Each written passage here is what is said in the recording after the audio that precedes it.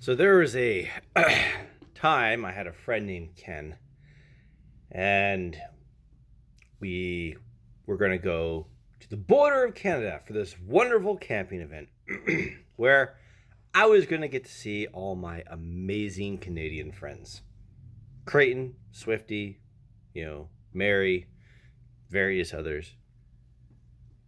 So Ken gets in his head that when we say we're going to do this, that he is an expert camp cook because he grew up in South Africa for 12 years and they cooked out all the time, and he was going to be an expert camp cook and he was going to handle all the cooking. It was like, great, like, just what do I need to do? He's like, nothing, just throw some money at me for the ingredients, I'll get everything. I was like, awesome. So I throw him $40 and that's going to last us for like 4 days. I'm like, this is a great deal. So he rolls up to my place. I hand him a bottle of wine that I want chilled because I want to share it with my friends, Creighton and Swifty and everybody. Haven't seen him in forever, given the fact that I'd just moved back to Minot. And I was like, all right, cool. He's like, great, I'll put it in the cooler. Now we're going to fast forward towards the end of the day. We're already at the site. We are already in it to win it as of this point. Everyone's drinking, everyone's eating, everyone's having a great time. I want to go get my bottle of wine. So I ask Ken, hey, where do you put it? He's like, it's in the cooler on the left-hand side. Awesome. So I go rushing over to the cooler. First time I've been in the cooler, period. Pitch black. I open it up. I can kind of see the neck of it sticking out. So I reach in, grab it, pull it out, and silence. There's no rushing water to fill that void or collapsing ice to go in on top of it. It's like, what? Fuck, the ice is already melted? What? So I reach my hand down in the cavity where the wine bottle was, and there was nothing. There was no ice in this cooler, and this was like a 90-degree Fahrenheit kind of a day. And it's like, dude, so I go find Ken, like, Ken, there's no ice in the cooler.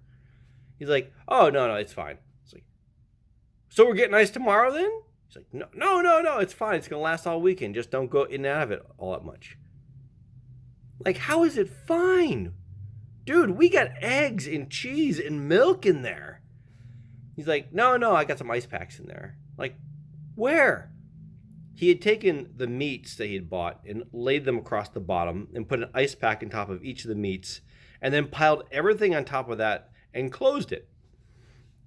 I'm like, no, this is not how this is going to go. We're not going to go through another 90-degree day plus and have this stuff just sitting in a cooler hoping to God that things don't spoil. So I'm doing this in the morning. So I meet up with Creighton and everybody, and we have a grand old time. Got extremely drunk.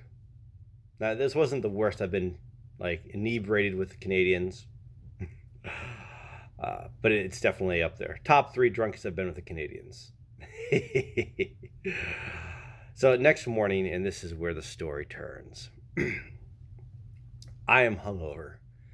I don't do hangovers well. I've not had that many in my life. So I'm sitting there in my chair going, oh, fuck my life. Drinking a little bit of mead. And Ken comes out saying he's going to cook breakfast. Fucking A. Thank you. Breakfast. That'll be good. Now, we have this hanging brazier thing that's on this, these 3 metal tent poles suspended on a chain, and you can put grill things at various intervals up.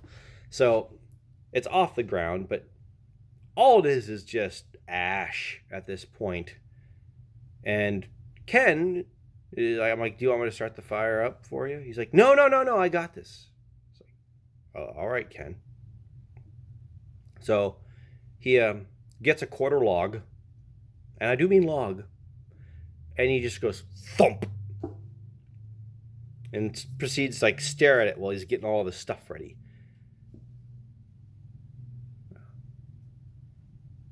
Ken, you gonna do you want some help with that? And he's like, no, I'm fine. And he proceeds to take bacon, and he has this round brownie tin that he proceeds to lay bacon without gaps across each other. And of course, it gets narrower towards the end, so the parts fold in on each other. And he puts it on the little grill thing suspended where he wants it over the log. And then he starts staring at it. Then he starts looking at the ash and looking at the stuff. And he holds his hands out and he's like, And so he starts blowing gently at it, and ash is going everywhere. I'm like, dude, what are you doing? Yeah, he's like, there's coals under there. It's gonna start the log on fire. Ken, you need some tinder, some kindling. You need witch's hair or monkey grass or something. You need. No. I did this in Africa. This is fine. Like, it's gonna like.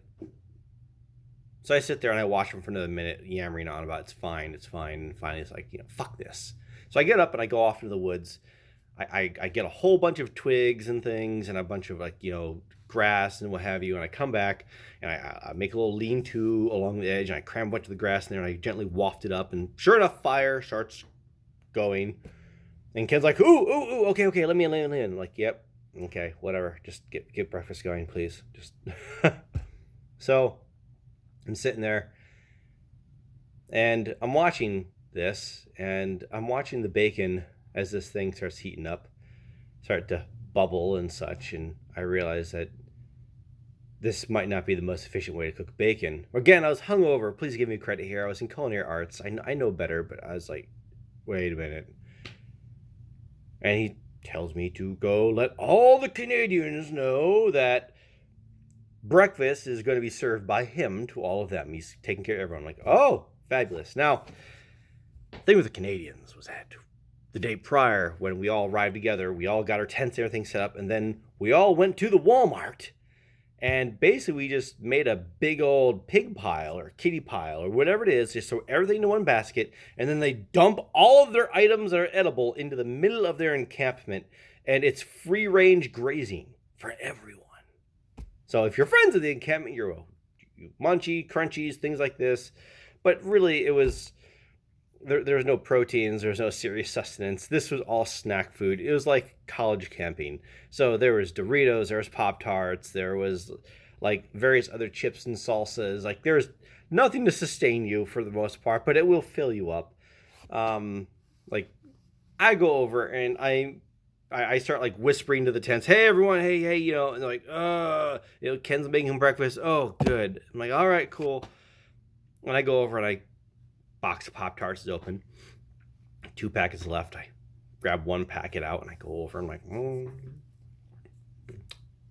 like, Pop-Tarts, strawberry. And I sit down. Now, by this point, there's enough heat where the bacon is now floating, but it's been cooking like this for so long, it's turning fucking gray. It is being divested of its color, of its vita. It's vita, whatever you want to call it. It's not looking healthy. But Ken is like, oh, good, glad you're back. Da-da-da. Here's a plate. And he starts the only time in my life I've looked at a piece of food and I've applied the word flaccid to it. He's like, here's a couple pieces of bacon. And I'm like looking at this thing and it's... I've never had this problem with my food. My food is never flaccid, okay? My food is hard, it's crisp, it's bacon. It's like you want to put it in your mouth, it's tasty. I want to put it in my mouth. Anyway, my food is never flaccid. Never. Food. So, we're going along. I'm sitting there. I put it in my mouth. It was horrible. Ken goes back into the tent, and I just take the rest of the bacon and I dump it onto the pile. And I start choking down the last of this piece because I did lick it technically. I was going to do that too anyway. Ken comes up, hey, you want some more bacon? I'm good. Thank you. So now this same brownie tin, right, now has a lake of grease in it. This isn't a coating, mind you. You know, like a coating a greasing. No, this is a significant level of fluid. And Ken proceeds to crack eggs in this thing. Bloop, bloop, bloop. Ken, what are you doing? He's like, now we're making eggs.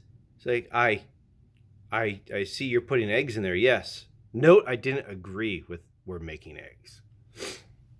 And he's like, yeah. I'm like, Ken, aren't you going to drown out that grease? He's like, no, the grease in the pan is going to keep the eggs from sticking. We did this all the time in Africa. Yes. I'm thinking back to all my times in Boy Scouts. I'm thinking back to all my times rocking a grill where I had to poach eggs and things like this and various other things, or cooking like breakfast things on a grill. I'm like, this has, like, what reality, what version of Africa was he in? I mean, were people just happy to apply heat to food things, and then because they're starving, they just don't care? Like, what kind of, like, how do, and he's fat. Like, he's a big old fat guy. Like, he should know what food is supposed to taste and look like. Like, what is going on here?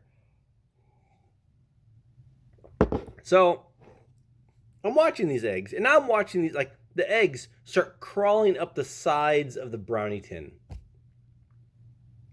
Correction.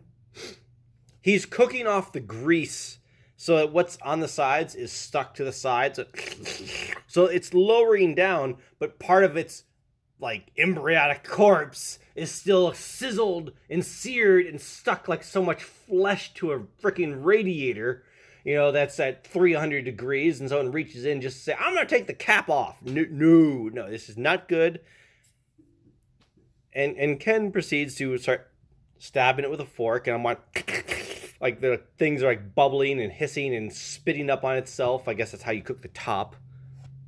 He's like, go tell everyone I'm about to come over with eggs and bacon. Yes, Ken, I will go over and tell everyone. Now I go over to the Canadians' encampment, and they are recover mode, every one of them. I remember seeing Swifty sitting there, and like, so, you know, Brad and I like, hey bro, Ken's about to come over with eggs and bacon, and he's like, oh, thank God. And my thought was, don't thank him yet. And I go over, and Creighton was just getting out of his tent and stretching. I was like, hey dude, grab a seat. Ken's bringing breakfast over. Oh, okay. Great. That's great. And everyone's just like barely processing. Like, there was some damage done that first night. And I go over and I sit down around that big pile of chips and things and looking at all the empty beer cans and bottles and what have you, and just refuse. I just sit there. I'm just waiting for this. And Ken comes over, all jovial, big smile, you know, pair of pliers holding the brownie tin full of eggs and a plate full of bacon. And he puts that on, like, he puts the eggs on a log, and like he starts handing out the bacon, and people start putting their bacon on. And I remember looking at people looking at their bacon with questioning looks, like they're freaking, like, oxygen freaking, or not oxygen, like alcohol and like hungover brain is like trying to fire synapses and understand that this, something's not right here, something's unnatural.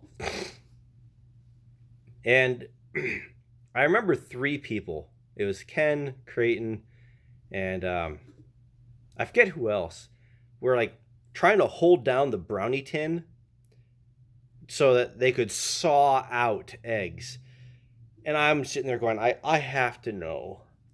I have to know. I've witnessed this. I have to try an egg. So I hand out my plate, and I get an egg. And I pick it up. And I do mean I pick up the egg. And the egg is like this. There's a little weight to the side, but it is suspended. It is holding itself rigid. Far more so than the bacon. And I'm like, wiggle, wiggle, wiggle. Like, what is going on? And I bite onto it. And I do mean bite onto it. And I try to, like, through it, and I can't. No wonder they need 3 people sawing at this thing. it was like creosote or Kevlar or whatever. But I finally was able to pull this out, and my upper teeth shave egg off the top of this cooked creosote whatever thing, this pig's juice freaking solidified. And I swear to God, the thing was alive, and it just wriggled down my throat. I'm like, oh God, I've seen Poltergeist. I know what this is. I have something inside me. It was the saltiest, most horrible, like, camp food I'd ever had in my life. And I'm like, oh! And I put it back on my plate. I'm looking around, and I see everyone trying not to make eye contact, and the sun's coming up, so they're keeping their heads down. And no one is really jumping in. Everyone's kind of just timidly biting, like, oh, is the next bite going to be better than the last? No, maybe the egg will be better. Yeah, scrape. And it was like, okay, if I race up to the cabin, I think they're still serving breakfast. I might be able to get some pancakes or leftovers or something. And I get up and I go to put my plate into the trash bag, and I look down and I see the last thing of Pop-Tarts, and I pull the Pop-Tarts out and I slide it into my pouch, and it's like, hey everyone, I'm gonna go see if there's pancakes to go along with this up there, and I need coffee. So I'm on a quest for coffee.